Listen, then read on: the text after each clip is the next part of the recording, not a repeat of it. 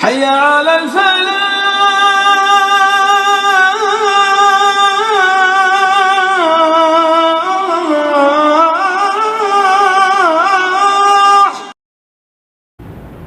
الحمد لله والصلاة والسلام على رسول الله، أما بعد. أعوذ بالله من الشيطان الرجيم. بسم الله الرحمن الرحيم. وأما من خاف مقام ربه ونهى النفس عن الهوى فإن الجنة هي المأوى. وقال تعالى: ولمن خاف مقام ربه جنتان. عن أبي هريرة رضي الله تعالى عنه قال: قال رسول الله صلى الله عليه وسلم: أتدرون ما أكثر ما يدخل الناس الجنة؟ تقوى الله وحسن الخلق. أتدرون ما يدخل الناس النار؟ الأجوفان، الفم والفرج، او كما قال علیہ الصلاۃ والسلام. قابل احترام بزرگوں اور دوستوں، میری اور آپ کی بلکہ امت کے ہر فرد کی یہ خواہش، یہ آرزو اور یہ تمنا ہوتی ہے کہ اللہ رب العزت اسے جنت کا مستحق بنائے اور اللہ رب العزت اسے جہنم سے دور رکھے اور جہنم سے پناہ نصیب فرمائے. یہ ہر کسی کی آرزو اور تمنا ہوتی ہے، اور یہ آرزو اور یہ تمنا ہونی بھی چاہیے، اس لیے کہ اللہ رب العزت قرآن کریم میں ارشاد فرماتے ہیں: فَمَنْ زُحْزِحَ عَنِ النَّارِ وَأُدْخِلَ الْجَنَّةَ فَقَدْ فَازَ، کہ جو جہنم سے بچا لیا گیا اور جنت میں داخل کر دیا گیا وہ کامیاب ہے. تو کامیاب ہونے کی آرزو اور تمنا ہر ایک کے دل میں ہونی ہی چاہیے، لیکن اس آرزو اور اس تمنا کے ساتھ ساتھ اس بات کا استحضار بھی دل میں ہونا چاہیے، اس بات کا خیال بھی دل میں ہونا چاہیے کہ جنت کا حصول صرف آرزو اور تمنا سے نہیں ہو سکتا ہے، اور نہ ہی جہنم سے چھٹکارا آرزو اور تمنا کی بنیاد پر ہو سکتا ہے، بلکہ اگر جنت چاہتے ہیں تو ان اوصاف کو اپنے اندر پیدا کرنا پڑے گا کہ جن اوصاف پر اللہ رب العزت نے جنت کا وعدہ فرمایا ہے. اور اگر جہنم سے چھٹکارا چاہتے ہیں تو اپنے آپ کو ان برائیوں سے، ان نافرمانیوں سے دور رکھنا پڑے گا کہ جو برائیاں اور جو نافرمانیاں جہنم میں لے جانے والی ہیں. صرف آرزو کرنے اور صرف تمنا کرنے سے نہ تو جنت ملے گی نہ ہی جہنم سے چھٹکارا ملے گا. جنت کے حصول کے لیے بھی کچھ کرنا پڑے گا اور جہنم سے چھٹکارے کے لیے بھی کچھ کرنا پڑے گا. میں نے آپ حضرات کے سامنے جو حدیث مبارکہ پیش کی، اس حدیث پاک میں میرے اور آپ کے آقا تاجدار مدینہ، فخر دو عالم، سرور کونین حضرت محمد مصطفیٰ صلی اللہ تعالی علیہ وسلم دو ایسے اوصاف بیان فرما رہے ہیں، اور ان اوصاف کو بیان کرنے کے بعد آپ نے فرمایا کہ جنت میں داخل ہونے والے زیادہ تر لوگ ان دو اوصاف کی وجہ سے جنت میں داخل ہوں گے. اور آگے دو برائیوں کو ذکر فرمایا اور یوں فرمایا کہ جہنم میں داخل ہونے والے زیادہ تر لوگ ان دو برائیوں کی وجہ سے جہنم میں داخل ہوں گے. ہماری شریعت اور شریعت کے احکام ایک لمبی فہرست ہے، لیکن قربان جائیں سرور کونین صلی اللہ علیہ وسلم پر کہ آپ نے گویا کہ اس حدیث پاک میں شریعت کا خلاصہ بتلا دیا کہ اگر پوری شریعت پر عمل کر کے تم جنت کا اپنے آپ کو مستحق بنانا چاہتے ہو تو صرف یہ دو صفتیں اپنے اندر پیدا کر لو، اور اگر جہنم سے اپنے آپ کو بچانا چاہتے ہو ان دو برائیوں سے اپنے آپ کو بچا لو، اللہ تمہیں جنت تک پہنچا دے گا اور اللہ تمہیں جہنم سے چھٹکارا دے گا۔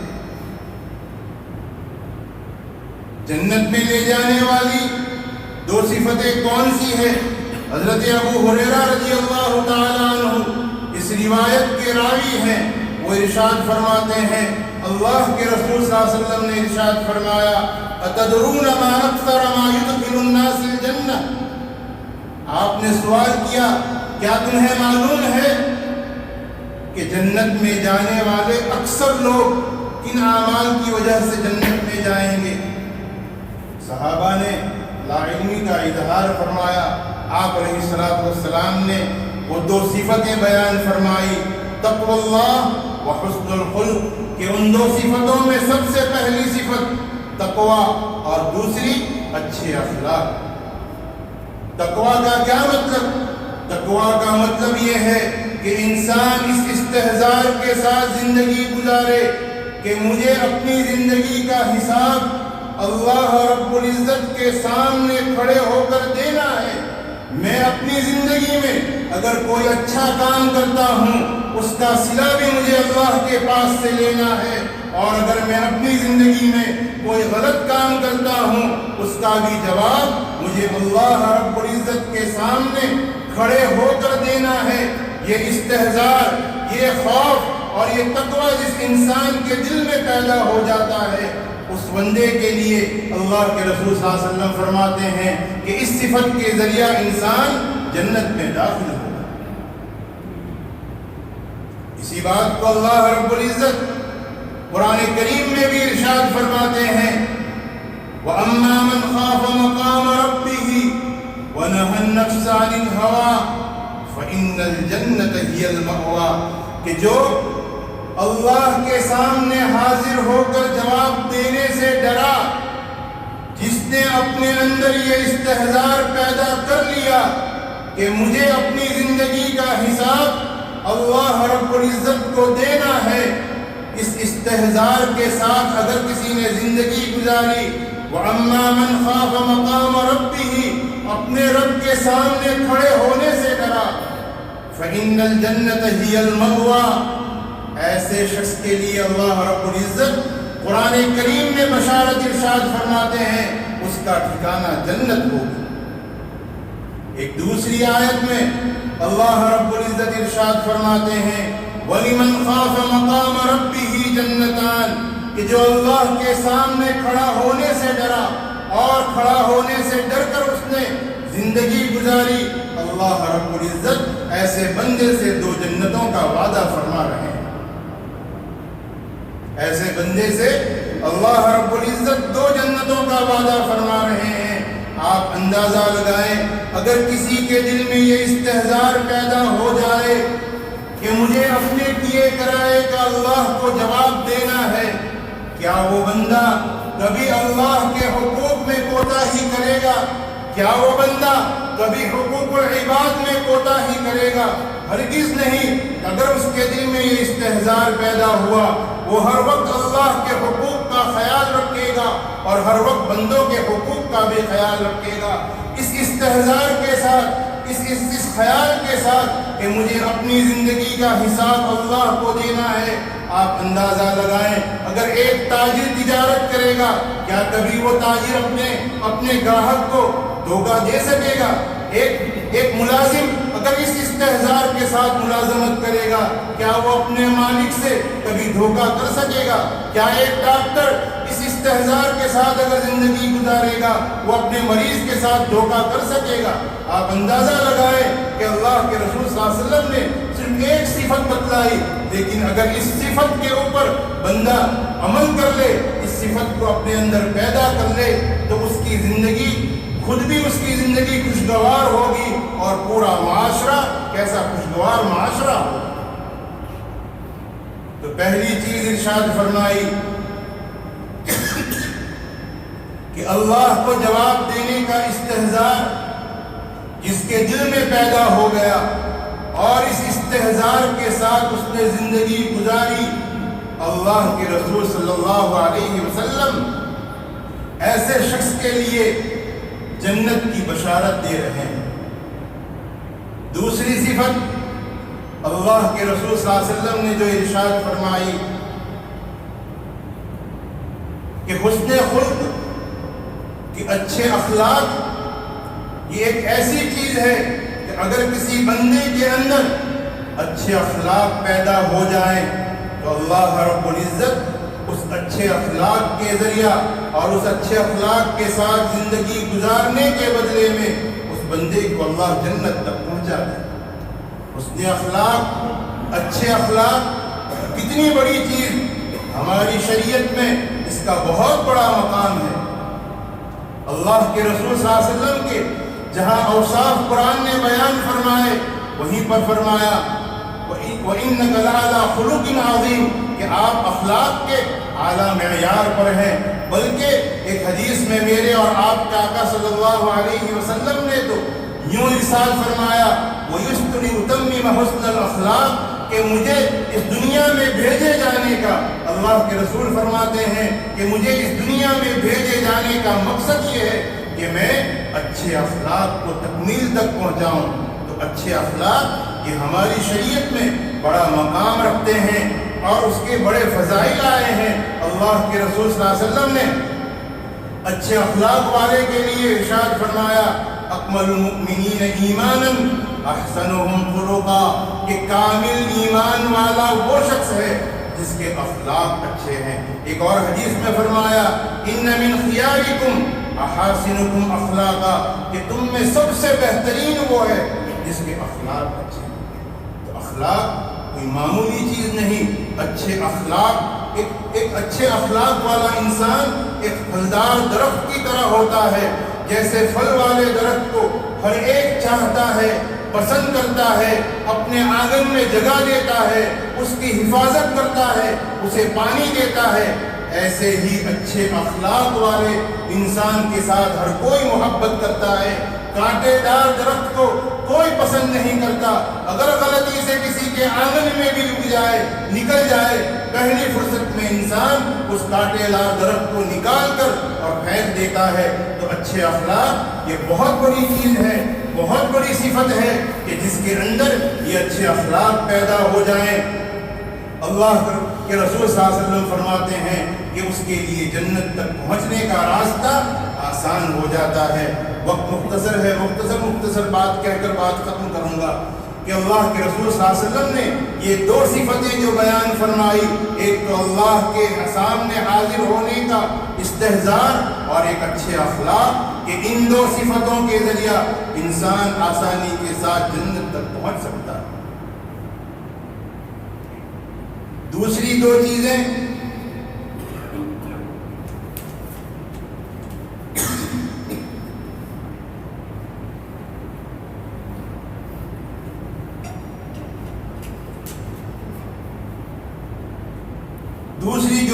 اللہ کے رسول صلی اللہ علیہ وسلم نے اس حدیث میں ذکر فرمائی کہ اتدرون ما اکثر ما يدخل الناس النار کہ کیا تمہیں معلوم ہے کہ جہنم میں جانے والے اکثر لوگ کن دو برائیوں کی وجہ سے جہنم میں جائیں گے؟